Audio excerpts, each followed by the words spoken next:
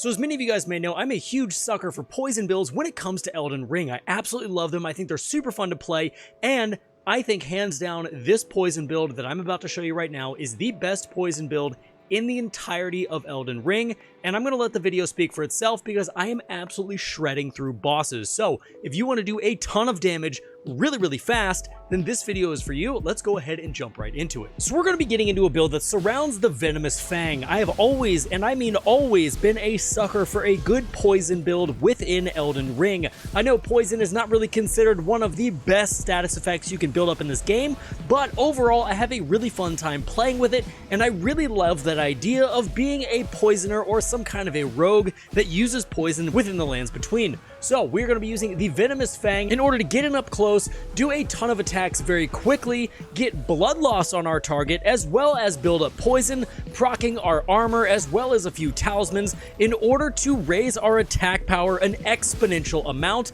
and absolutely shred through any boss in this game. This is a very fun build to get into, and I think you're really going to enjoy it. So let's go ahead and start off with the talismans. Starting off with talisman number 1, we are going to be using the Kindred of Rot's Exaltation. This is going to give you a 20% attack power boost anytime poison or rot is in the vicinity, and considering our weapon is going to be giving us deadly poison, that is going to count for this, allowing us to get that nice attack power spike. Now, if you do decide that you want to get this to proc on yourself before you even enter the boss fight, just to go in with that extra 20% attack power boost, you could actually use a Fetid Pot, which is a consumable that I'll show right here on the screen that you can drop right next to you, and I believe it takes 2 of them in order to get you poisoned. Then you'll get that damage boost and you can run right into the fight.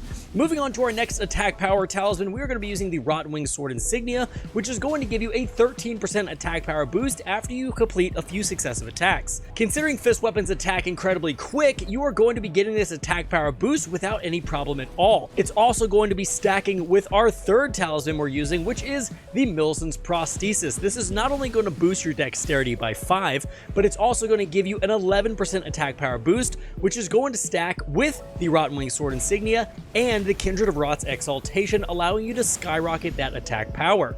It works the exact same way as Rotwing Sword Insignia, but it isn't going to give you as high of an attack power boost. And lastly, in slot number 4, we have our Lord of Blood's Exaltation, which is going to proc anytime blood is in the vicinity, and it's going to allow you to get a 20% attack power boost, which is also going to stack with Milson's Prosthesis, Rotwing Sword Insignia, and the Kindred of Rot's Exaltation, giving you a total of 64% attack power boost. But we are not done yet, because one of our armor pieces is going to boost us a little bit farther. The Mushroom Crown is very important for this build because that is going to give you a 10% damage boost for any time poison is in effect, and that is going to stack with every single thing that you have heard so far in this video. So that's only going to allow you to do more damage, giving us a total of a 74% increase in our attack power boost. Now, if you think the Mushroom Crown looks absolutely insane and you don't want to wear that, considering we do have blood on this build as well, you can use the White Mask.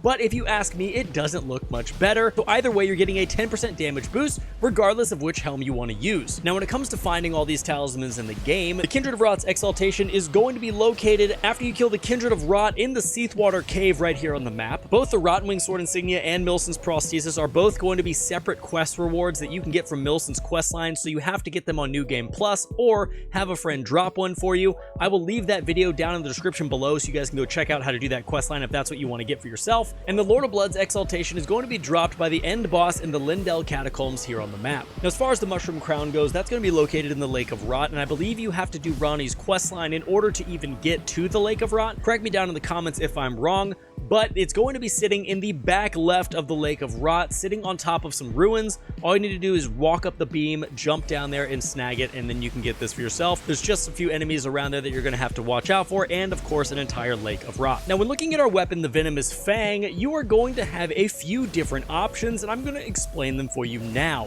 First and foremost, if you want to put a poison affinity on the Venomous Fang, it's going to give you the fabled Deadly Poison. However, this poison is going to last for a very long time, and your goal of having the Venomous Fang proc poison is so it doesn't proc it for too long in order for you to get your Kindred of Rot and Mushroom Crown to continually proc within a boss fight. So with that being said, I did not put a poison affinity on the Venomous Fang. So instead, I chose to have dual statuses on my weapon by putting a bleed status effect on my weapon using Lifesteal Fist, which obviously for boss fights is not going to do anything, but I just wanted to get that passive effect put on the weapon, while also having poison buildup on the weapon already. This is now going to allow my Mushroom Crown and Kindred of Rot's Exaltation to proc a lot more often, allowing me to get more damage out faster. So with all that being said, the weapon is going to have a physical damage of 199 plus 172. Its strength scaling is going to be C, its dex scaling is C,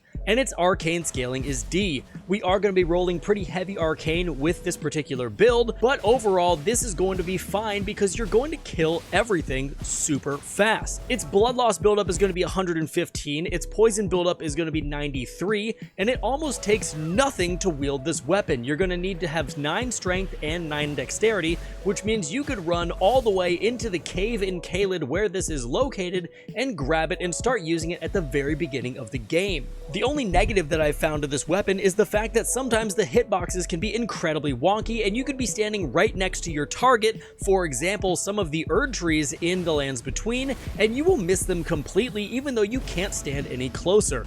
But besides that, there is no downside really to this weapon other than the incredibly close quarters combat.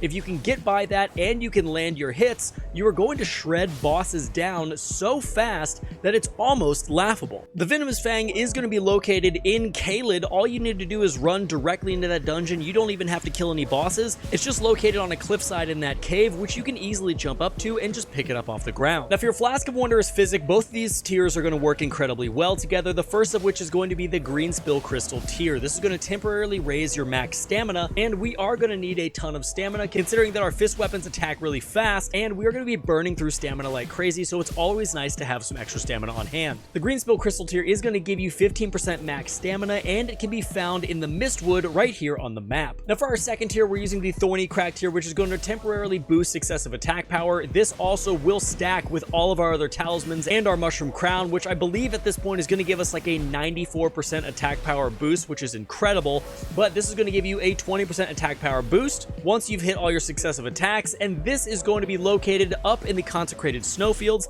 after you defeat the Minor Erd Tree located right here on the map. Now the very last thing we're going to go over is buffs and stats. I do have a little bit extra faith since I'm level 170. I know the majority of my builds have been on level 150, but I've been leveling up slowly, so this is a 170 character. My vigor is at 60, my mind is at 15, endurance is 23, strength is 12, dexterity is 30, intelligence 9, faith is 25 for Flame Grant Me Strength and Golden Vow for that extra physical damage, and then arcane is going to be all the way up there at 80, so we get those really chunky bleed procs, as well as getting our poison to proc quickly as well. And guys, I really wanted to sit down and just do a solo build video. It had been a very long time. We've been doing so many top 10 videos, been doing so many how to get overpowered early videos. I just wanted to sit down and just once again make a build video for Elden Ring, so I feel like we've definitely got a great one here. Let me know what you guys think down in the comments. Also, I do stream on YouTube on Tuesday nights. We typically, the first Tuesday of every single month, are doing a PvP stream. So we invade, we get people to come in, we do 1v1s. It is a ton of fun.